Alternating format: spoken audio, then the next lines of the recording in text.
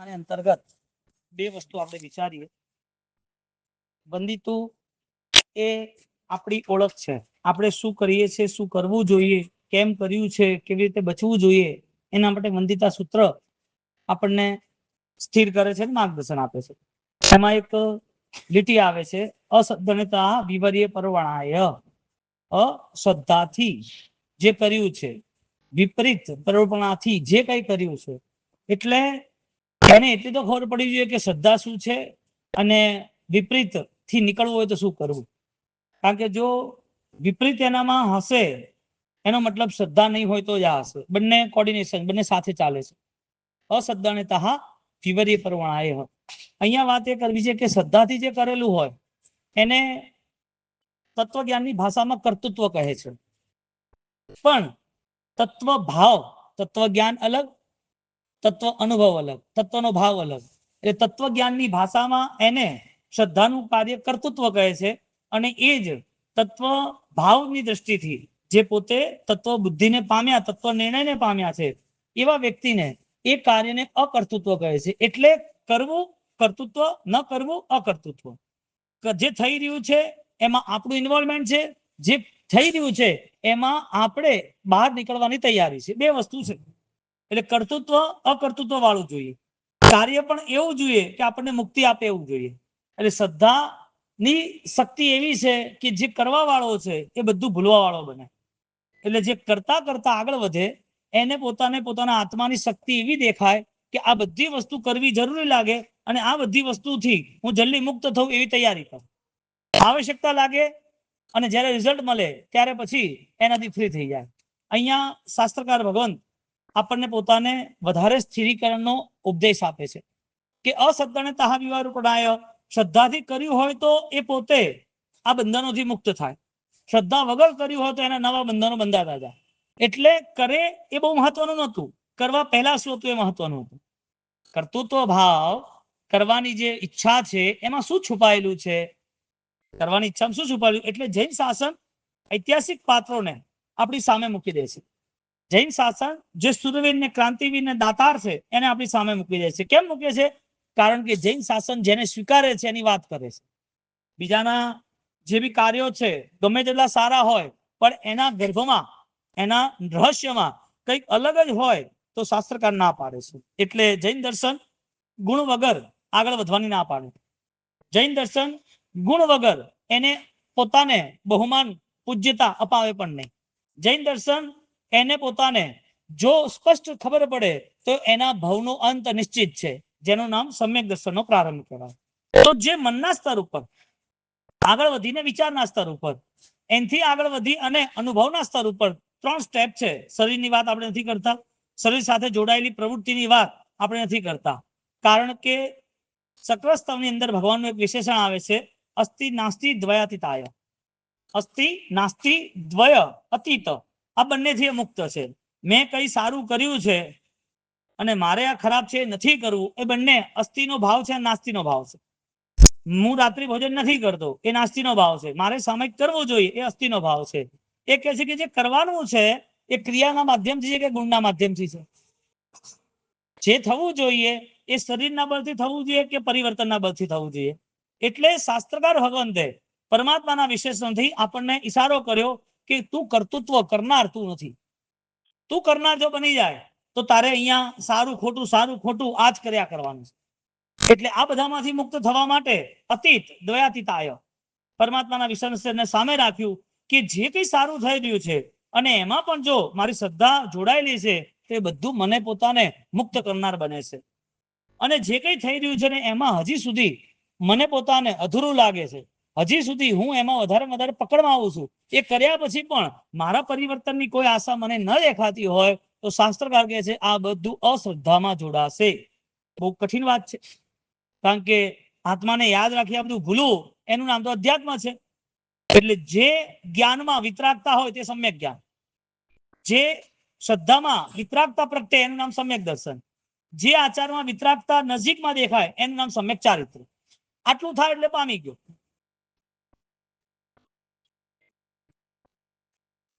રાગ દ્વેષનો ક્ષયોક્ષમ થાય જે જીવ પોતાના પરિણામને નિહાળી અને વધારે વધારે એ શુદ્ધિનું આલંબન લે, શુદ્ધિનો અનુભવ કરે, એટલે એ રાગ દ્વેષની જે સ્થિતિ કમજોર થાય છે, એના વિતરાગતા, સર્વજ્ઞતા જે છે એ વિતરાગતા નથી.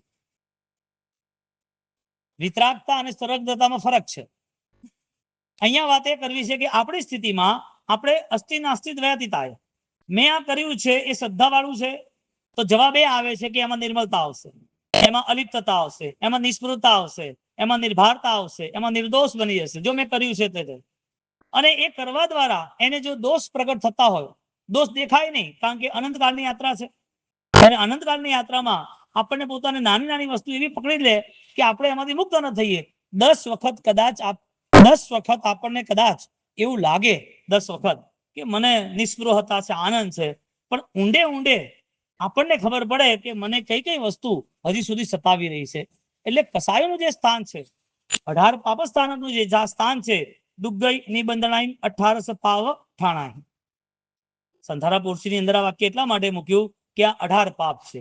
એ 18 પાપમાં રાગ એક પાપ છે. રાગ, દ્વેષ, કલહ, અભ્યાખાન, એ રાગ એક પાપ છે. એટલે કેમ કરતું તો આવી જાય, પાપ થઈ જાય. હું કરનાર છું, મેં કર્યું, મારાથી થાય તો જ થાય. આ આફ્ટર ઓલ શાસ્ત્રના વચનથી વાત એ કરવી છે કે જે ઇતિહાસ બન્યા એ કોના બન્યા? જૈન શાસને આવી વસ્તુને આપણી સામે રજૂ કરી. આવા વિશિષ્ટ આદર્શો ઘણા લોકોને પ્રેરણાદાયક બનતા હોય, તેનું મૂળમાં કારણ એક જ છે કે એ પોતે આ બધી વસ્તુ સદગુણોના માધ્યમથી કરવામાં આવે. ગુણોની કિંમત એટલી મહત્વની બની જાય છે કે એની તોલે અનંત સંસાર સમાપ્ત થઈ જાય છે. એક જીવ જો એ પોતે સમ્યક દર્શનની સ્પર્શના કરે તો અનંતા અનંત પૂતગલ પરાવર્તન એના ખતમ થઈ જાય છે. જે પરિભ્રમણ એનું હતું એ હવે સમ્યક દર્શનની સ્પર્શનામાં હવે એનું અંતિમ ચરણ, છેલ્લું ચરમાવર્ત કાળ જેને કહેવાય, લાસ્ટ હવે એને પરિભ્રમણ છે. ચરમ એટલે અંતિમ, અને આવર્ત એટલે કુંડાળ, ગોળ રાઉન્ડ બધા. આવા અનંતા અનંત ચકરડાઓ, અનંતા અનંત ઉસર્પણી અવસર્પણી, અનંતા અનંત કાળ ચક્ર આપણે ફરીને આયા. સમ્યક દર્શન એવી તાકાત છે એ જીવને આ બધામાંથી બહાર કાઢે. એટલે અકર્તૃત્વ જે છે ને, મૂળભૂત વાત આપણી શ્રદ્ધા, નિર્દોષતા, આ બધાથી મુક્ત થવું છે. આવી ઊંડે ઊંડે જો મજબૂતાઈ આવી જાય તો જીવનું કલ્યાણ નિશ્ચિત છે. એટલે અધ્યાત્મની આ વાતથી આપણે મુખ્ય વાત એ કરવી છે કે જીવ પોતે કોઈક સારા કાર્ય કરતો હોય અને એ સારા કાર્ય પછી એને લોકો યાદ કરતા હોય તો એનો મતલબ એ સમજવાનું કે એના કાર્ય પ્રભાવક હતા, જૈન શાસન સાથે સંયુક્ત હતા. કારણ કે જે કુમારપાળ જો આપણને યાદ આવતા હોય, પેથોડ શાહ યાદ આવતા હોય, ઝાંઝણ શાહ યાદ આવતા હોય, આબુ સંઘવી યાદ આવતા હોય, આવા બધા મહાપુરુષો જયારે આપણને યાદ આવતા હોય, એ તો માણસ જ હતા. બધા જે ક્રિયા કરતા હતા એ ક્રિયા એ કરતા હતા. શું ફરક હતો ક્રિયામાં? પ્રવીણભાઈ, એની ક્રિયામાં ફરક શું હતો? એ માણસ જ હતો. એ ક્રિયા એ સેમ હતી, એ ક્રિયા ભેગા કરતા હતા. અહીંયા વાત શું આવે છે? ભાવના ભવ્ય હતી, સારી ભાવના હતી. સારી ભાવનાનો અર્થ શ્રદ્ધા સહિત કરેલું કાર્ય. શ્રદ્ધાનો મૂળભૂત અર્થ હવે એ લેપાય નહીં. એને પોતાને આંતરિક પરિબળમાં એટલો બધો વિકાસ દિન પ્રતિદિન લાગે, અંદરનું બળ એટલું બધું વધતું જાય, એને એમ જ થાય મારે કરવું જ છે, હું કરીશ જ. એક ઉજમભાઈની ધર્મશાળા અમદાવાદમાં આપણે વાઘણપુરમાં જોઈ છે. એ ઉજમભાઈની ધર્મશાળા એનું નામ અમર થઈ ગયું. કેમ? કારણ કે અમદાવાદ પૂરતું નતું. એ બેન પોતે એના ભાઈ જોડે ચર્ચા કરે છે. આજે ઉજમભાઈની ટૂંક છે પાલીતાણામાં, નવ ટૂંકમાં. તો એ બેન એને ચર્ચા કરે છે ભાઈ જોડે. ભાઈ કહે છે બેન, ઘણું બધું પરમાત્માએ આપ્યું છે, મા બાપના આશીર્વાદથી ઘણું બધું છે, ધર્મની કૃપા છે. હવે તું જાય જ છે સાસરે, તું માંગે એ આપું તને, તારે જેટલું જે જોઈએ હું તને બધું આપી દઈશ. એક સાધક વ્યક્તિ, એક આરાધક વ્યક્તિ, એની દ્રષ્ટિ રાગથી બંધાયેલી હોય એટલે એની ક્રિયામાં એને પોતાને બળ ન મળે. એને એવું લાગે કે મારે હું સરસ ક્રિયા કરું, એને એવું લાગે કે મને ધર્મ ગમે છે, એને એવું લાગે કે આ પરિસ્થિતિમાં બધા કરતા સારું જીવન જીવાય છે, એવું લાગે. વાસ્તવિક હોતું નથી. પિત્તળ સોનું જ લાગે ને, છાસ ને દૂરથી જુઓ તો દૂધ જ લાગે. ધુમાડાને તમે જુઓ તો એ ધુમાડો જો દેખાય આગ ના હોય. ઠંડીના સિઝનમાં બરફ હોય તો બરફથી ઉપરથી ધુમ્મસ નીકળે. એ બધું લાગે, હોતું નથી. એમ અનુષ્ઠાન જે કરતો હોય જીવ, એ અનુષ્ઠાન કરવામાં એને આનંદ આવતો હોય ખરો, પણ વાસ્તવિક એ જમા થતો નથી, અધ્યાત્મ લાગતું નથી. આ કેવી વાત થઈ ખબર છે? 12 મહિના સુધી ધંધો કરવાનો, પ્રોફિટના નામે કઈ નહીં. 12 મહિના સુધી ધંધો કરો, પ્રોફિટના નામે કઈ નહીં. એટલે તમારે ડોક્ટરો બદલતા રહો, દવા ખાતા રહો, પણ બીમારી ના સુધરે એમ. શેના માટે હતું?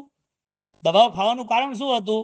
કે મારી બીમારી ખતમ થવી જોઈએ. ગમે તેટલા સારા માણસો આવે, સારા ડોક્ટરો આવે, મારી બીમારી ના ખતમ, મારે એનું શું કામ? એમ અનુષ્ઠાનો અલગ અલગ પ્રકારના અનેક છે. અનેક એવા અનુષ્ઠાનો છે જે નિશ્ચિત કલ્યાણ કરે છે. નોકરથી કલ્યાણ થયું? જવાબ છે હા. સામાયિકથી કલ્યાણ થયું? જવાબ છે હા. પ્રાયશ્ચિતથી કલ્યાણ થયું? જવાબ છે હા. સેવાથી કલ્યાણ થયું? જવાબ છે હા. દાનથી કલ્યાણ થયું? જવાબ છે હા. પરમાત્માની ભક્તિ કરતા એ પોતે તીર્થંકર નામકરણ બાંધ્યું? જવાબ છે હા. સહન કરવાની ભાવના હતી અને સહન કર્યું તે એને પોતે નવપદીનું ધ્યાન થયું તો કલ્યાણ થયું. બધામાં તમે જુઓ તો અનુષ્ઠાન ક્યારેય પણ કમજોર સાબિત થયા જ નથી. આપણે કમજોર છીએ. એટલે શ્રદ્ધાનું જે કેન્દ્ર હતું એ વિપરીત પરંપરા નથી. શ્રદ્ધાનું કેન્દ્ર એ સિદ્ધાંતની આરાધના હતી. એટલે એમાંથી બહાર આવ્યો અશ્રદ્ધા અસઢ્ઢણે તાહ વિવર્યે પરુવણાય. પ્રવૃત્તિ જે હતી, બોલવાનું હતું, જે સમજવાનું હતું, એ ક્યાંય પણ કન્ફ્યુઝન વાળું નહોતું. પરમાત્માની વાણી સ્પષ્ટ હતી. પરમાત્માની વાણીએ ભેદ કરીને આપ્યો કે આ કર્મ છે ને આ જીવ છે, આ તારું નથી ને આ તારું જ છે. ક્યારે પણ તારા આત્માના ગુણો છે, એમાં એક અંશ, એક ઇંચ, એક રાઈનો દાણો કે એક રેતનો કણ્યો, એમાંથી ક્યારે કોઈ લૂંટાવાનું નથી, કોઈ ઓછું થવાનું નથી ને ક્યાંય પણ એ કોઈ તમારામાંથી છૂટું પડવાનું નથી. આ તારું જ છે, આમાં કોઈનો અધિકાર નથી. અને એ વસ્તુનું પાછું સેકન્ડ થિંગ, રિવર્સ સાયકોલોજી, આ તારું નથી, નથી ને નથી જ. એનો મતલબ નિત્ય અનિત્યનો ભેદ કર્યો. શ્રદ્ધા અહીંયા કામ કરે છે કે જ્યાં મારી ભેદ દ્રષ્ટિ તાદાત્મ્ય ભાવથી આત્મબળ હું પોતે ડિફરન્સ કરી શકું તો મારું કલ્યાણ નિશ્ચિત છે. એઝ અ ડિફરન્સ જે સત્ય છે એનો સ્વીકાર કરવાનો, જે વસ્તુ જેવી છે એનો સ્વીકાર કરો એનું નામ સમ્યક દર્શન. સેકન્ડ થિંગ, જે વસ્તુ જેવી નથી એનો પણ સ્વીકાર કરો એનું નામ સમ્યક દર્શન. શરીર નિત્ય નથી, આનો સ્વીકાર થાય કે ના થાય? એટલે શરીર સાથે જોડાયેલું ધન, સ્વજન, પરિવાર, સત્તા, એનો સ્વીકાર થાય કે ના થાય? એટલે તમારું કર્તૃત્વ આવે? હું છું જ નહીં. મેં ક્યાં કર્યું? કરનાર કોણ? હું કરું છું. કેમ? નિત્ય નિત્યમાં ખબર પડી ગઈ ને, જીવ અજીવમાં ખબર પડી ગઈ ને, આ જડ છે ને આ જડ નથી ખબર પડી ગઈ ને. ન ખબર પડે એનો મતલબ એ થયો હજી સુધી પૂર્વના સંસ્કારો બરોબર અડ્ડો જમાઈને બેઠા છે. પૂર્વના સંસ્કારોએ આપણને ફસાવવા માટે ક્રિયાના નામનો ભ્રમ ઉભો કરાવી દીધો. પૂર્વના સંસ્કારોએ ક્રિયાના નામનો ભ્રમ ઉભો કરાયો. એ ક્રિયામાં વધારે આપણી પોતાની મિથ્યાત્વ અવસ્થાએ એવી પકડ રાખી કે જેના કારણે જીવમાં અજીવની સંજ્ઞા, અજીવમાં જીવની સંજ્ઞા, ધર્મમાં અધર્મની સંજ્ઞા, ધર્મમાં અધર્મની સંજ્ઞા. આવું ક્રોસ વેરિફિકેશન થઈ ગયું. ક્રોસ આપણે વેરિફિકેશન આપણી ઈચ્છા પ્રમાણે કર્યું. જે ગમતું હતું, જે આપણને ફાવતું હતું, જે અનુકૂળ હતું, જે ઈચ્છાઓ હતી, એ બધું આપણું.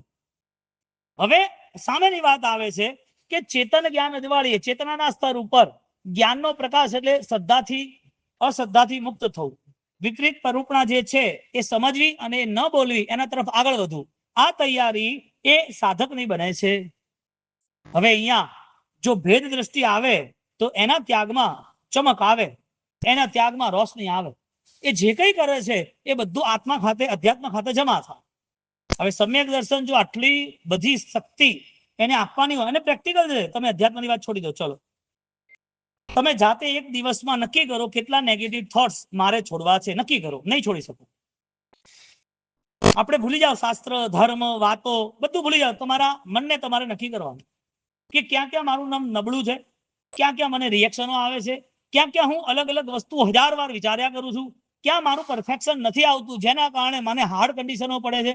મારે પોતાને અંતર્મનથી મારા પોતાના વિચારોને મારે પારખવા, જે પરખી નથી શકતો. બધી વસ્તુ છોડી અને આ જ વસ્તુ કરીએ તો દિવસની અંદર હજારોની સંખ્યાના વિચારો એ આપણને પકડી રાખે છે. આ વિચારો પાસ્ટ મેમરી છે, પૂર્વભવનું કારણ છે. અને એ પાસ્ટ મેમરીના કારણે સમ્યક દર્શનની ભૂમિકા વાળા અનંત જીવો અલગ છે, સમ્યક દર્શન રહિત મિથ્યાત્વની ભૂમિકા વાળા જીવો અલગ છે. આટલો ભેદ ભગવાને કર્યો છે. એટલે શ્રદ્ધાને સમ્યક દર્શન સાથે જોડ્યા અને અશ્રદ્ધાને મિથ્યાત્વ સાથે જોડ્યા. એટલે જે વિચારથી થાય છે, મનથી જે થાય છે, સ્વરથી થાય છે, એનું પરિવર્તન નથી. રોજ જે થાય છે એમાં આપણે આગળ વધીએ છીએ. આદત જે છે એ અધ્યાત્મની નથી પડતી. આજે જે ઇફેક્ટ આવે ક્રિયાની જે અસરો થવી જોઈએ અધ્યાત્મ લેવલે થવી જોઈએ એ નથી થતી. આપણે રેગ્યુલરની અંદર આપણા જેટલા ભગવાનના દુઆ છે, ધર્મના જેટલા પ્રતિક્રમણના સૂત્રો છે, જેટલું આપણે દેવગુરુ ધર્મ સામે સાંભળીએ છીએ, જેટલા અનુષ્ઠાનો આપણે જોઈએ છે, એ બધા અનુષ્ઠાનો આધ્યાત્મિક ચેતનાના વિકાસ માટે છે. આ બધું કોમન છે. જૈન શાસનના કોઈ પણ ફિરકા હોય એ બધા વગર થાય તો શું સમજવાનું? અધ્યાત્મ વગરની જે પણ અનુષ્ઠાનની ક્રિયા હોય, શાસ્ત્રકાર ત્યાં સુધી કહે છે સવાસોના સ્તવનમાં, અધ્યાત્મ જે ક્રિયા તે તનુ મલ તોલે. કયો શબ્દ વાપર્યો? તન. એનો મલ એના સરખામણીમાં, શરીરનો મેલ એની વેલ્યુ કેટલી, એમ અધ્યાત્મ વગરની વેલ્યુ કેટલી. અધ્યાત્મ વાત એટલી જ આવે છે કે તમે ઇતિહાસ બનાવી શકો, જૈન શાસન તમને યાદ કરે, તમારું અમર કાર્ય તમારા પરિવારમાં તમારા દીકરા દીકરીઓ આગળ વધતા એને પોતાના સ્મરણમાં આવે એટલું નહીં, એ કરવા તૈયાર થાય. ઉજમફઈનું જે એક્ઝામ્પલ છે એ આ બેઝ ઉપર છે કે ઉજમફઈ જે બેન છે એ ઉજમફઈ એ એના ભાઈ જોડે ચર્ચા કરે છે અને એના ભાઈ એને કહે છે, બેન મારે મારા કર્તવ્યને પૂરા કરવાના છે અને તારે જે જોઈએ જેટલું જોઈએ તું કે તું હું આપું. એક આધ્યાત્મિક સ્થિતિ એ શું નક્કી કરે? જ્યારે રાગના સાધનો સામે હોય, જ્યારે ઘટનાઓ સામે આવતી હોય, જ્યારે એ પરિસ્થિતિમાં પોતાના જ્ઞાનની તુલના કરવાની હોય, ત્યારે એ આરાધક આત્મા, અધ્યાત્મિક આત્મા એ કયા નિર્ણય લે? એ નિર્ણય શ્રદ્ધાનો હોય તો અલગ હોય, અશ્રદ્ધાનો તો અલગ. આટલો ડિફરન્સ છે. એટલે ઘટનાઓ તો ઘટવાની જ છે. જ્યાં સુધી મોક્ષ નથી ત્યાં સુધી સંસાર તો છે. એ મોક્ષ નથી એટલે એ જીવને ભાવ મન તરીકે બધા સંસ્કારો, બધી જ મેમરી ઓલરેડી અપલોડ છે એની કે સ્ટોકમાં છે. એ બધી મેમરી એના જીવનમાં વન બાય વન એને પોતાની સામે આવતી જ જવાની છે. કીડીનો જીવ હોય તો પણ એને પોતાને સાકરનું આકર્ષણ દેવાનું. મચ્છર હશે તો પણ એ મીઠાઈ પર બેસે અને ગંદકી પર બેસે, એને કોઈ ફરક નથી પડવાનો. ગામની અંદર જે સુવર છે, ભૂંડ છે, એ ગંદકીમાં જશે અને ક્યાંય કોઈ જગ્યાએ વાસી મીઠાઈ અથવા બગડેલી મીઠાઈ નાખી ત્યાં સૂંઘવા જશે. એને પોતાને ઓલરેડી જે વસ્તુનું આકર્ષણ છે શોધવા જશે. છે નહીં એ સેકન્ડ જીવ છે. કીડી શોધવા જશે સાકર છે કે નહીં, ભૂંડ શોધવા જશે કે મારે ખાવું છે, વિષ્ઠા મળે કે નહીં, એનું મોઢું ભલે મીઠાઈ પર લાગે પણ એ શોધવા તો જશે જ ને. એમ જીવ અધ્યાત્મમાં રહેલો હોય તો એનો ફરક પડી જાય ઘટનાઓ દ્વારા. કારણ કે મોક્ષ નથી ત્યાં સુધી આ સંસાર તો છે જ. આમાં કોઈ બાંધછોડો થવાની જ નથી, કોઈના માટે થવાની છે. તમે આજે સ્વિચ દબાવો નહીં જમ્પ લાગે સીધો મોક્ષમાં જાય એવું બનવાનું છે? એવું કોઈ જેટ પ્લેન બને છે કે સીધી મોક્ષમાં મારી યાત્રા પૂરી થઈ જાય એવું કોઈ બને છે? એવું જો કમિટમેન્ટ હોય કે 500 અમીર એક મુઠ્ઠીના થઈ જાય અને મારો મોક્ષ 11 ભાવ પછી થાય તો આજથી ચાલુ. એવું કમિટમેન્ટ હોય કે દર ત્રીજા મહિને માસક શ્રવણ કરવાનું, 36 ઉપવાસ કરવાના અને એ 36 ઉપવાસ પછી મારો ચોથા ભાવે મોક્ષ થતો હોય તો આપણે તૈયાર. કમિટમેન્ટ શાસ્ત્રકાર ભગવંતોએ ભાવ ધર્મના બતાવ્યા છે. એટલે ક્યાંય પણ ધર્મ ક્રિયાથી એવા ભ્રમ ન પડવું કે જેના કારણે આપણું પતન થાય. શાસ્ત્રકારે ધર્મ ક્રિયાનો નિષેધ નથી કર્યો, આપણા અંદરના દોષ છે. આપણી પોતાની જે વિચારધારામાં ક્યાંય ને ક્યાંય કોઈ જગ્યાએ રૂકાવટ આવે છે, એ બધી વસ્તુને બદલવાની જરૂર છે. એટલે આવી બધી વાતો સાંભળીને એમ કે ક્રિયા નહીં કરવાની, છઠ કરીને સાત યાત્રા 10 વાર કર પણ ના પાડે, ત્રીજા ભાવ મોક્ષે જવાનું જ ને. પણ એ તારી છઠ કરીને સાત યાત્રા ફટાક દેકર તને વૈરાગ્યમાં લઈ જશે. ઓઘાને રજોડમાં નહીં, ખાલી 5000 માણસને સામે ઓઘો લઈને નાચે ને ચોખાથી વધારે દીક્ષાર્થી અમર રહો ત્યાં સુધી ના રહે. એને પોતાને અંતર્મનથી એવી ઈચ્છા થઈ જાય કે મારી મુક્તિ છઠ કરીને સાત યાત્રાથી થવાની જ છે, એ મુક્તિના પરિણામોમાં મારે સ્થિર રહેવાનું જ છે. એટલે એક વસ્તુ એને આકર્ષિત કરે અને એ જ વસ્તુ આકર્ષિતમાં એ જેવું અનુસરણ કરે એવો અનુભવ પણ થાય. આકર્ષણ, અનુભવ એટલે કે અનુસરણ ને અનુભવ. પહેલા એકતા ગમી ગઈ કે આનંદ છે, મોક્ષ જોરદાર છે, સામાયિક જોરદાર છે, ભક્તિ જોરદાર છે, કરવા દેવી છે, ગમી ગયું. પછી એનું અનુસરણ ચાલુ થયું એટલે ક્રિયામાં જોડાઈ, એ અનુષ્ઠાન કરવામાં અનુષ્ઠાન કર્યું. હવે એની પોતાની ફાઇનલ એક્ઝામ શરૂ થાય છે. હવે રિઝલ્ટ આવ્યું. શું લાગ્યું? લાગ્યું શું? છોકરો સંસ્કારમાં ના રહે, નાની ઉંમર છે, ધમાલ કરે, 8 વર્ષનો છે, 12 વર્ષ સુધી એ પોતે ગાડા વેડા કરે, વસ્તુઓ તોડી નાખે, બહાર ફેંકી દે, ખાવાનું ઢોળી દે, બરોબર ખાય પીવે નહીં, ઘરમાં બધી વસ્તુ એકબીજા પાડી દે. હવે આ 12 વર્ષનો દીકરો, એની બુદ્ધિ કેટલી? 3 વર્ષની. હે તો 3 વર્ષના દીકરાની આવી બુદ્ધિ હોય તો ચિંતા થાય કે ના થાય? મા બાપને થાય ને. હે આ જોતાની સાથે ખબર પડે કે આ બદલાવું જરૂરી છે. દીકરાને જોતા જ ખબર પડે કે આ દુઃખી થશે, આને બદલાવું જરૂરી છે. આધ્યાત્મિક વ્યક્તિને ખબર પડે કે ના પડે કે આ સંસાર વૃદ્ધિનું કારણ છે, એને બદલાવ લાવવો પડે કે ના લાવવો પડે? એટલે ધર્મની જ્યારે શ્રદ્ધા અપૂર્વ બને ત્યારે પરિવર્તન મજબૂત શરૂ થાય. પરિવર્તન કયું છે? ક્રિયાનું નહીં, ગુણોનું છે. ક્રિયા તો છે જ, ક્રિયા ડબલ પાવર વાળી થઈ જશે. રોજના સામાયિકના અનુષ્ઠાનો હવે એને વધારે પાવરફુલ બનાવશે. એટલે જ્યારે પણ પૈસો કમાવાની વાત આવે ત્યારે નક્કી કરવાનું કે 25-30 વર્ષની અંદર પૈસા કમાઈ લેવાના. આખી જિંદગી 80 વર્ષ સુધી પૈસા કમાવાનું? પુણ્ય ના હોય કે હોય એ વસ્તુ અલગ છે, એવા રે ના નહીં, પણ જેની પાસે શાસન પ્રત્યેની બલિદાનની ઈચ્છા છે, શાસનમાં પોતે આવા ઐતિહાસિક પાત્રો જોયેલા હોય અને એને ઈચ્છા થાય કે ગમે તેમ કરી મારે શાસનની ભક્તિ કરવી છે, તો એ પોતે બને ત્યાં સુધી જલ્દીથી જલ્દી આ સંસારના કસાયોથી મુક્ત થાય. જેનું પુણ્ય ઓછું છે અથવા જેની ભાવના ઓછી છે અથવા જેની જવાબદારી વધારે છે એમની વાત નથી કરતા, કારણ કે ઇતિહાસ સુરવીરોનો બને છે, ક્રાંતિકારીઓનો બને છે, દાનવીરોનો અને તપસ્વીઓનો બને છે, સામાન્ય વ્યક્તિને તો બનતો નથી. આ રોડ ઉપર અહીંયાથી મોટી ટ્રક આવી જાય તો, કોઈ પ્લેન બનાવ્યું અને પ્લેન ચાલે તો તમે રેગ્યુલર ગાડીને ના જુઓ, પ્લેનનો અવાજ આવ્યો પ્લેન ચાલ્યું હોય કે આટલું નાનું પ્લેન બનાવ્યું છે તો તમે જોવા ઉભા રહો. સીધી વાત છે, કૂતરો ભસે કે કૂતરો ફરે એનાથી કોઈ લેવા દેવાથી ખબર પડે કે સિંહ આવ્યો છે તો દોડી જાય. કોઈ પણ વસ્તુ એના ઉપર આપણને એટલે એ વસ્તુને જોઈને આપણી પર અસર તો થાય જ છે. આપણને કંઈક ગમે છે કંઈક નથી ગમતું, કંઈક વસ્તુ નોર્મલ લઈએ છીએ, કંઈક વસ્તુ વધારે અસરકારક પણ બને છે. અહીંયા શાસ્ત્રકાર આપણને ચેતનાના સ્તરે ચેતન જ્ઞાન અજવાળીએ ચેતનાના સ્તરે આપણને એક વસ્તુનો ઈશારો કરે છે, શ્રદ્ધાથી કરવું જરૂરી છે. અને એ શ્રદ્ધા વધે એટલે વિતરાગતા વધે. શ્રદ્ધા એટલે વિતરાગતાનો અંશ, સમ્યક દર્શન એટલે મુક્તિનું લાયસન્સ. કારણ કે એ જીવે પોતાના અનંત કાળના જેટલા જેટલા પણ ભાવો હતા, વિભાવો હતા, વિચારો હતા, જેટલી જેટલી પણ એની મનની સંજ્ઞાઓ હતી એ બધી જળમૂળથી સાફ કરી ખાલી એક જ સેકન્ડ માટે. કેટલી? કેટલો બિગેસ્ટ પ્રોફિટ છે આ બાજુ સમ્યક દર્શનની સામાન્ય પણ અસંખ્ય સમય કહેવાય પણ એક સેકન્ડ કહેવાય. એક સેકન્ડનો સમય અને આ બાજુ અનંતી ઉત્સર્ગની બધા જ કાળચક્ર ખતમ. આપણને ખબર નથી કે કેટલા છે, કેવી રીતે છે, ક્યાં છે, પણ આપણને એટલી તો ખબર છે કે મારા મનને મારે વ્યવસ્થિત તૈયાર કરવું છે. મનની માવજત તો જરૂરી છે. એ માવજત કરવા માટે કોઈ કરતા કોઈ આપણી પાસે નથી, સિર્ફ ફક્ત અને ફક્ત સમ્યક જ્ઞાન છે. એટલે જેણે શ્રદ્ધાથી કાર્ય કર્યું એવા ઉજમભાઈ એને ચર્ચા ચાલે છે, અને જેવી ચર્ચા ચાલી ઉજમભાઈની, ઉજમભાઈ એ કહે છે કે મારે કઈ જોઈતું નથી, શાસન લક્ષી કઈ કરવાના હોય તો મને વાત જણાવો. જોવા જાઓ આ બાજુ સમાજની પ્રશંસા મળવાની છે, લોકો 5 મિનિટે વાહવા કરવાના છે, પરંતુ એની ભાવના કઈ હતી? શાસન લક્ષી કઈ થતું હોય તો મને જણાવો કે બેન તારે શું કરવું છે, બોલ ને, જે કે કરું, બસ બધાને ઉપયોગી થાય એવું કર. એટલે નિયમ શું બને ખબર છે? તમારું પુણ્ય બીજા માટે કામ લાગે તો તમે પુણ્યશાળી કહેવાઓ. તમારું પુણ્ય બીજા માટે કામ લાગે તો તમે પુણ્યશાળી પ્લસ ભાગશાળી કહેવાઓ. તમારું પુણ્ય એટલે તમારું ધન, તમારી બુદ્ધિ, તમારું બળ, તમારી ઈચ્છાઓ, તમારો ભાવ, એ બધું બીજા માટે કામ લાગે. પ્રાર્થ એ બીજા માટે કામ લાગવાની જે તૈયારી થાય છે એ પુણ્યનો બધો હિસ્સો શાસનમાં કહેવાય. એટલે પુણ્યની બંધુ પુણ્ય કહેવાય. નવતત્વની દ્રષ્ટિથી એને ગુણ કહેવાય. આ બધી ચેનલ બને છે આખી. ઉજમભાઈએ એનું પુણ્ય હતું એ પુણ્યને ક્યાં જમા કર્યું? શાસનમાં. એટલે શાસનમાં જેના જેના પુણ્ય વખણાયા એ બધા આદર્શ બની ગયા, અને જેને શાસન ગમ્યું એને આવા આદર્શો ખેંચી જાય છે, આકર્ષિત કરે છે. મારે પણ આ કરવું છે. પ્રેરણાદાયી જીવો છે, અલ્પકાળમાં પરિવર્તન લાવે છે. જેના જીવનમાં પ્રેરણાઓ આકર્ષિત છે, જેનું અંતઃકરણ કૂણું છે, જેનામાં જીવનમાં અધ્યાત્મ માટે રસ છે, એને કંઈક સારી વસ્તુ ક્યારેક મળી હોય, ફટાક દેकर પરિવર્તન શરૂ કરી કે આ તો મારે કરવા જેવું છે, આ તો હું કરીશ જ, આ થાય તો બહુ સારી વાત છે. પોતાના મનને જ એ પોતે અંતઃકરણને જ પૂછ્યા કરે, આ કરને આ સારું થઈ જાય. એટલે બાહ્ય દ્રષ્ટિ, જળ બુદ્ધિ, મિથ્યાત્વ દ્રષ્ટિ, અજ્ઞાન ભાવ, લોકેશના, સંસારની લાલસા, પાપબંધ, આ બધી વસ્તુ એને અંતઃકરણ સુધી લઈ જ ન જાય.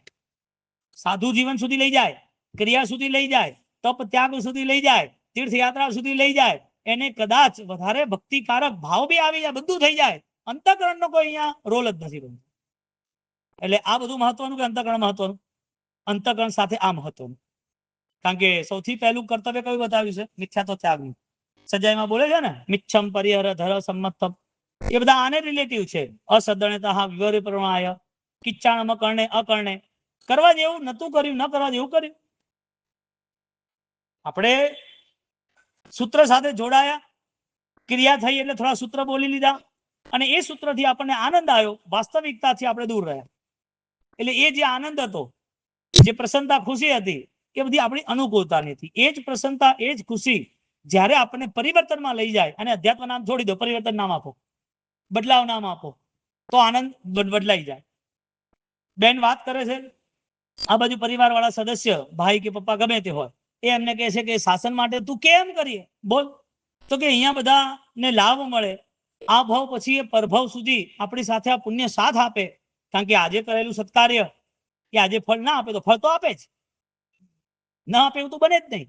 કોઈ પણ સેવા, કોઈ પણ સત્કાર્ય ક્યારેય પણ નિષ્ફળ જતું નથી, જતું નથી, જતું નથી. આમાં કોઈ ફેરફાર નથી. કોઈ પણ સત્કાર્ય, બસ ફરક એટલો છે કરવું ન કરવું વિચારે કોણ, કેવું કરવું, કેટલું કરવું, કેમ કરવું એ વિચારે કોણ.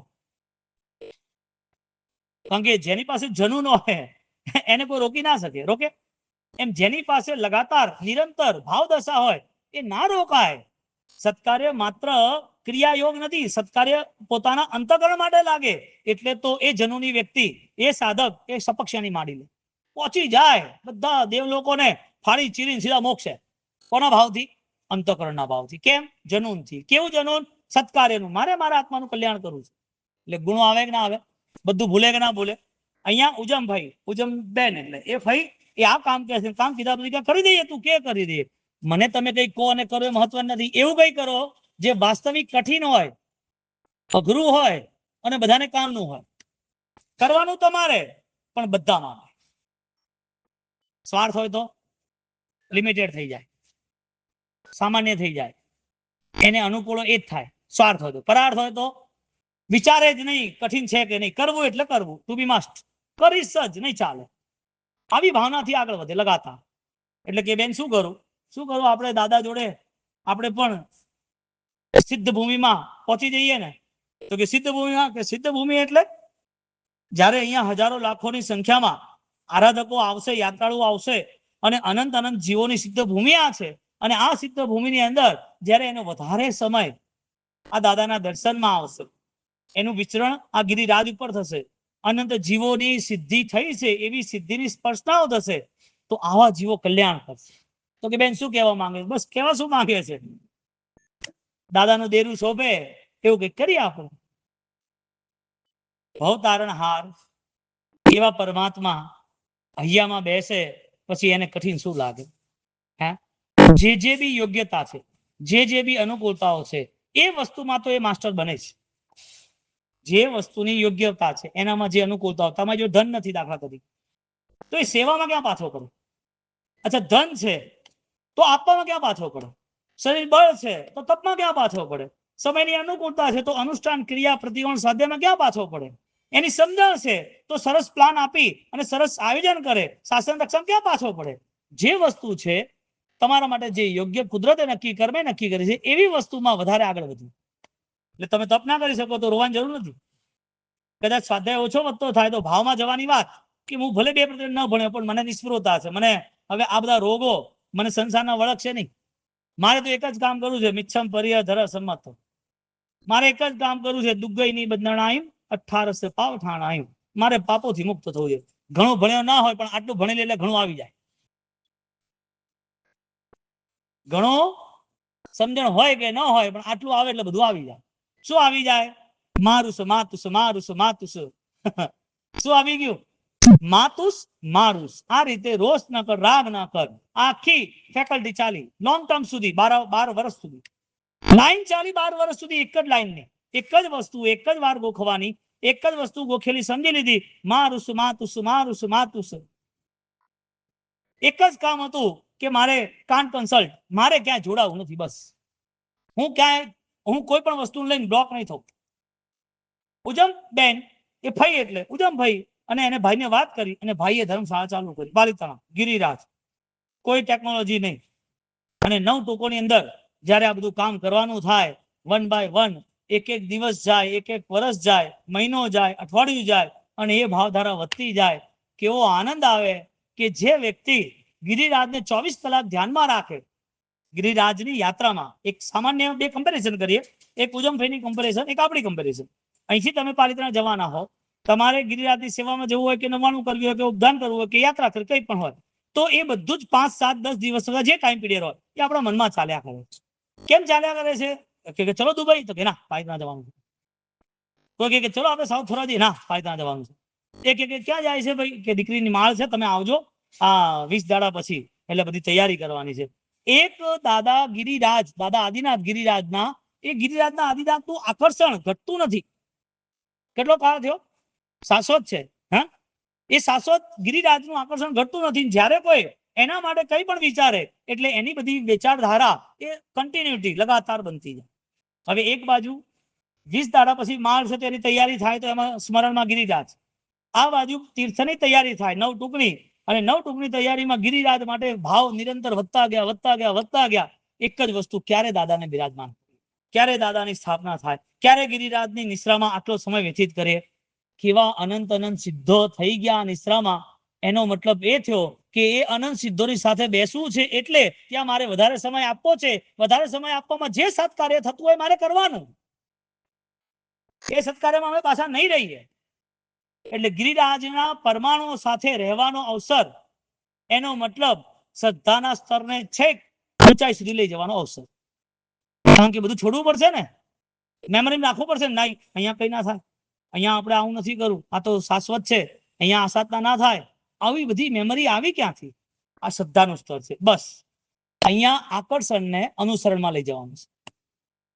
આકર્ષણને અનુસરણમાં લઈ જવાનું છે. આપણી તકલીફ આકર્ષણ છે, અનુસરણમાં આગા પાછા છીએ. જૈન શાસન તો ગમે જ છે ને, ક્યાં નથી ગમતું? ભગવંત આવે તો સેવા ભાવ, ભક્તિભાવ ગમે છે ને, ક્યાં નથી ગમતું? બધું ગમે તો છે જ ને, આકર્ષણ તો છે જ. જયારે એક્શન લેવાનો હોય તો, કરવાનું હોય તો ચાલશે, કઈ વાંધો નહીં. દીકરાના લગ્ન છે, આમ છે, વાંધો નહીં, ચાલશે. કેમ? એમ અનંત પૂતગલ પરાવર્તન જેને સમાપ્ત કરવાનો હોય એ એક પળ માટે પણ પ્રમાદમાં કેવી રીતે હોય? એક પણ એ પોતે લેટ ગો કહી દે કે ચાલશે, નહીં કરીએ તો વાંધો નહીં, આવું. આ બધી વસ્તુ અશ્રદ્ધામાં જમા થાય. વિતરાગતા નું આકર્ષણ ખરું?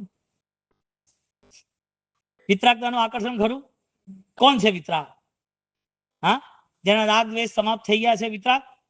અચ્છા, વિતરાગના ભક્ત કોણ? જે રાગ દ્વેષ સમાપ્ત કરવામાં તૈયાર છે એ. તો એમાં શું કરવાનું? શું મળે એમાં? એક ખાલી પરમાત્માને સ્વીકારવાના હોય અને એના સ્વરૂપને સ્વીકારવાનું હોય. અનંતકાળના મિથ્યાત્વ ઉપર હુમલો કરવા બરોબર છે. નિસંકમ જમ જેને હિમ પવેયમ, નિસંકમ, વિધાઉટ ડાઉટ્સ, કોઈ એવી શંકા નથી. પરમાત્મા તારું શાસન કલ્યાણકારી છે અને તારા શાસનમાં જેટલા પણ અલગ અલગ આયામ છે, યુનિટ છે, અલગ અલગ અંગો છે, એ બધા મારે આદરવાના છે. એક નહીં, દરેક. આ કોણ નક્કી કરે? શ્રદ્ધા વાળો. કેમ નક્કી કરે? એના અનંત પૂતગલ પરાવર્તન સમાપ્ત થવાના છે, એની તૈયારી અહીંથી શરૂ થાય. કોઈ નાનો છોકરો 10 વર્ષનો કે મારે લગ્ન કરવા છે, તો 10 વર્ષનો છોકરો કે મને દુકાને બેસાડજો, 10 વર્ષનો છોકરો કે મને એક્ટિવા આપી દો, ચાલે? એનો સમય છે. એવી રીતે સમ્યક દર્શન આધારિત આરાધના વાળો જીવ, એનો સમય પાકી ગયો છે, જેને તથા ભવ્યતાનો પરિપાક્ય. એ જીવનો સમય પાકી ગયો છે કે હવે મારે આ સ્થિતિને તૈયાર કરવી જ પડશે, એમાં ચાલશે જ નહીં. એક દીકરી ઉજમભાઈ એટલે ઉજમબેન, એને પોતાને એવા કેવા સંસ્કાર કે એને ગિરિરાજ માટે આટલી બધી કરવાની ઈચ્છા થઈ, અને એમાં પણ સ્નેહ જ્યારે આવે છે ત્યારે એ સ્નેહમાં પણ ધર્મ જોડી દે છે.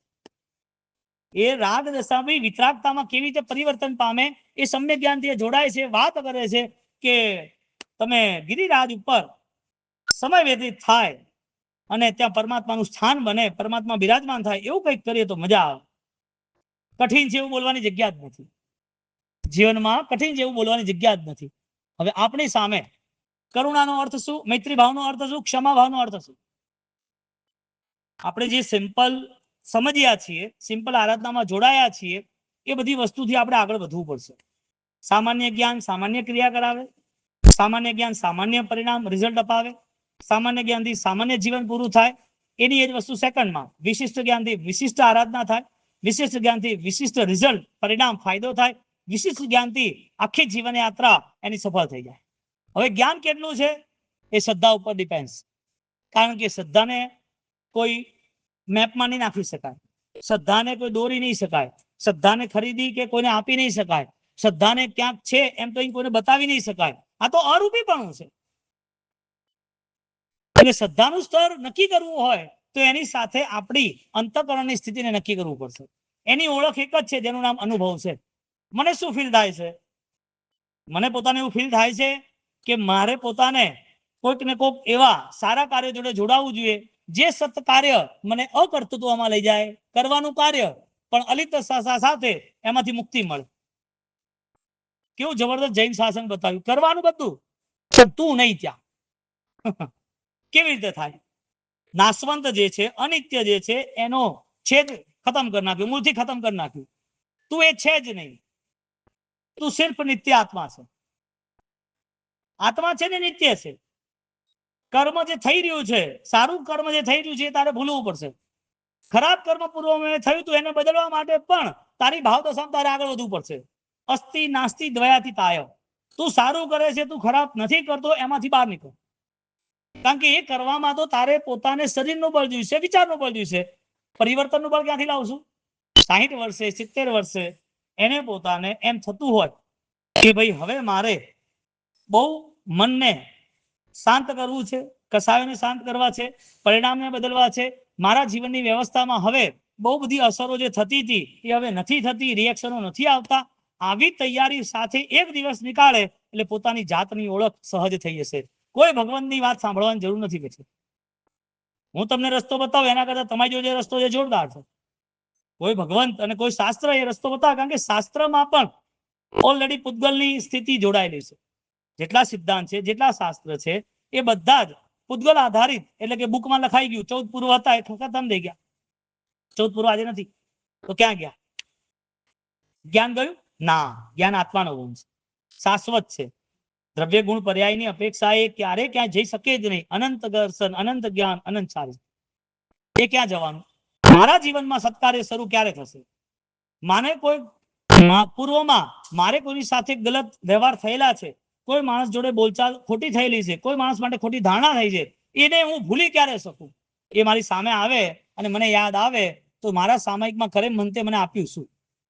એટલે સિમ્પલ વાત એટલી આવે, હું મારા મનને નિરીક્ષણ કરી શકું કે ન કરી શકું? મારા મનનું ચેકિંગ કરી શકું કે ન કરી શકું? એ કરી શકું તો એમાં પરમાત્માએ જે ભેદ બતાવે છે, આ કર્મ બંધનું કારણ સંસાર છે, આ કર્મ મુક્તિનું કારણ મોક્ષ છે, તો મારે શું કરવાનું?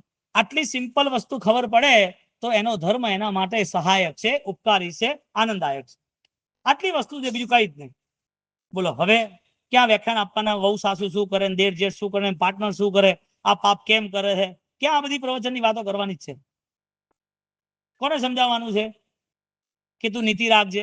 કોને સમજાવવાનું છે કે તારે આ નથી કરવાનું, રાત્રે ભોજન નથી કરવાનું, તું આ રીતે લગ્ન ન કરતો? એને પહેલા આત્મા જોડે જોડવાની વાત આવે. આસ્તિકતા. આસ્તિકતા, હું આત્મા છું, આટલી વસ્તુ ઘૂંટાઈ જાય એટલે નિત્ય સાથે અનિત્ય સાથે આવી જશે. નિત્ય આવી ગયું, અનિત્ય આવી ગયું. હું આત્મા છું, આત્મા વગરનું બીજું કઈ જ નથી.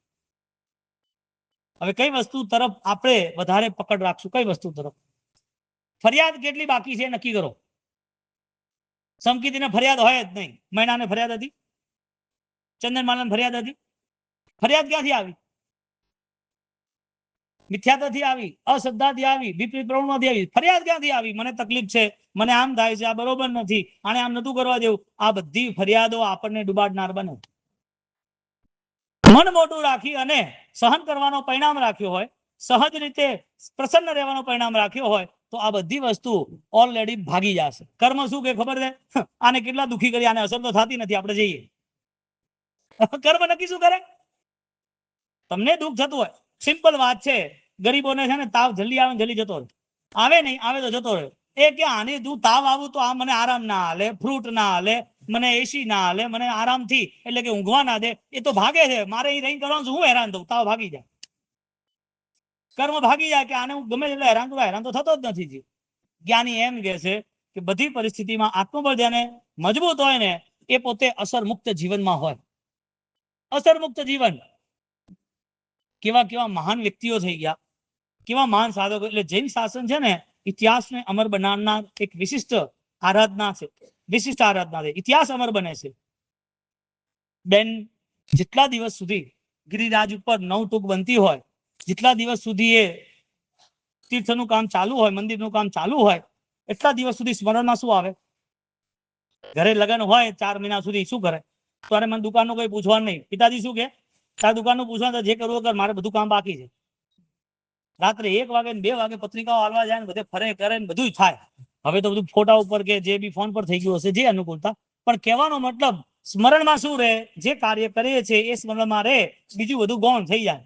એના સ્મરણમાં તીર્થ હતું અને એ તીર્થ એટલું મહત્વનું બની ગયું કે એને લાગ્યું કે ભાઈ કઠિન હોય તો ચાલશે, પણ આ વસ્તુ એ જગતના સર્વ જીવો માટે કલ્યાણકારી બને. કેમ? અનંત જીવો અહીંયા સિદ્ધ થયા અને જે જીવો બીજા સિદ્ધ થવાના છે એને આધાર આ જ છે. અને આ જગ્યાએ જ્યારે આપણી શક્તિ અનુસાર આપણે સત્કાર્ય કરશું તો આપણને આનંદ આવશે કે પ્રભુ તમે અમને યોગ્ય ગણ્યા. કર્તૃત્વમાંથી અકર્તૃત્વ હું કઈ કરતો નથી. એટલે ક્યારે તમે કોઈ ધન ખર્ચો ને, નોર્મલ વાત, કારણ કે ધન ખર્ચવાને સન્માન વધારે મળે છે, સમાજની આ વ્યવસ્થા છે. ધન તમે ખર્ચો ને અને એ ધન ખર્ચવામાં તમે આગળ હો ને, તરત પ્રભુનો ઉપકાર માનો, પ્રભુના ચરણે જવું, પ્રભુને ખૂબ ભાવથી વિનંતી અને આંખોમાં આંસુ સાથે ઝૂકી જવું કે પ્રભુ તે મને આ કાર્યને યોગ્ય ગણ્યો. મેં નથી કર્યું. 50 જણ જોડે ધન હોય અને એમાંથી એક જણને લાભ મળતો હોય તો એનાથી મળ્યો કે કૃપાથી મળ્યો? હા, કૃપાથી મળ્યો ને. એટલે જે લેવા વાળો હોય એને પ્રભુની કૃપા લેવી હોય તો એક વાર લે કે અનેક વાર લે? અટકી ગયા ને આપણે એકવાર લાભ લીધો અને આપણને પરમાત્માની કૃપા લાગી અને પરમાત્માનો પ્રેમ વધતો ગયો. બીજી વાર રોકાય લાભ લેવામાં, ત્રીજી વાર રોકાય લાભ લેવામાં. અહીંયા જે કોઈ ખર્ચે છે, જે કોઈ કઈ કરે છે એમાં દિન પ્રતિદિન વૃદ્ધિ છે. એટલે શાસ્ત્રકારો એને ગુણસ્થાનક કીધા. શું કીધા? ગુણ વૃદ્ધિને ગુણસ્થાનક કીધા. એ આગળ વધતો જાય, દિન પ્રતિદિન એની ગતિ વધતી જ જાય, કારણ કે એનામાં જનૂન છે, એને શોખ છે, એને આનંદ છે, કરવું જ છે, બાકી રહેવું જ ના જોઈએ. બોલો, ઉજમભાઈની ધર્મશાળા ત્યાં મરચી એટલે વાઘણપોળમાં, અને એના પછી પાછું ક્યાં બનાવ્યું? ગિરિરાજ ઉપર. હા, બાકી રહ્યું હજી અવસર મળે તો હજી કરું, હજી અવસર મળે તો હજી કરું. વસ્તુપાલ તેજપાલ શું કે? ઝઘડુ શાહ શું કે? મારે જ કરવું છે, આખા ગુજરાતને મારે જ જમાડવું છે. કોણ બાકી રહે? હાચ. શું ભાગશાળી જીવો હે! કેવું શાસન જયવંતુ કહેવાય. એ હું જ કરું, બીજું કોઈ કરે જ નહીં. કેવો આનંદ આવે. આવું ભાગ્ય નથી મળ્યું ને તો ભગવાનને પ્રાર્થના કરવાની, કેમ મને આ સૌભાગ્ય ના આલ્યું, જીવન આલ્યું, ધર્મ આલ્યો, સમજણ આલી અને ભાવ ના આપ્યો? તારે જ મને આપવું પડશે પરમાત્મા, તું જ મને આપ. અને એ જ્યારે આપણી શરૂઆત થાય ને ત્યારે ભગવાનનો ખૂબ ઉપકાર માનવાનો, પ્રભુ તે મને દાન યોગ્ય બનાવ્યું. માનું તો કંજૂસ, લોભી, લાલચી, આખો દાડો સંસારના રાગ અને મોની પાછળ પડ્યો, આખો દિવસ એમ જ લાગે મારે આ કરું, દુકાન, ઘર, બંગલો, પરિવાર, આ બધું આણું લાણું બધું આ જ ચાલતું હતું. હવે મને લાગ્યું કે વાહ પરમાત્મા તારી કૃપા છે. દેવગુરુ પછાય કોને છે? બોલો, હવે સાચું બોલું. અવતાર માનવીનો કરીને નહીં મળે, અવતાર માનવીનો કરીને નહીં મળે, અવસર તરી જવાનો અવસર કરીને નહીં મળે, અવતાર માનવીનો કરીને નહીં મળે. એટલે જીવનમાં છે ને, તમારી જોડે 1000 રૂપિયા હોય ને તમે 800 રૂપિયા આપવા તૈયાર થાવ તો સમજો કૃપા છે. કોઈની જોડે 1000 હોય અને 100 નથી આલ્યા અને એની વાત કરશો ને તો કૃપા જતી રહેશે. નિંદા બી નથી કરવાની ને, એ બી પાપથી મુક્ત થવું પડશે ને.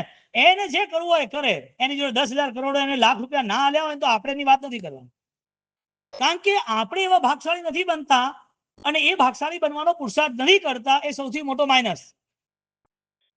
હું પરમાત્માને એવી પ્રાર્થના કરું, સદગુરુ પાસે એવા આશીર્વાદ માંગુ, હું એવી રીતે તૈયાર વધું, એવી રીતે તૈયાર થઈને આગળ વધું કે મારે મારા જીવનમાં સૌથી પહેલા એક જ કાર્ય કરવું છે કે હું પોતે સર્વ લોકોનો સહાયક બનું, સર્વ દુખિયારાનો હું પોતે આધાર બનું. જે કોઈનો દુઃખ દૂર થાય એમાં જો મારો હિસ્સો હોય તો હું સમજી લઉં કે આ જીવન સફળ છે. બાકી તો સ્વાર્થ માટે તો આપણે કરવું એટલું કરી શકીએ, કોઈ ફરક નથી પડતો. 10 રૂપિયાની કોફી આવે, 300 રૂપિયાની કોફી આવે. શોખને કોઈ બંધન હોતા જ નથી. શોખ એટલે લાલસા, રાગ, અને કોઈ બંધન હોતા નથી. આમાં કોઈ ના થાય. દેવું કરીને જાજરમાન ઓલરેડી લગ્ન કરે અને લોકોના પૈસા લઈને બહાર ફરવાઈ જાય, એવું કોઈ ફરક પડતો નથી.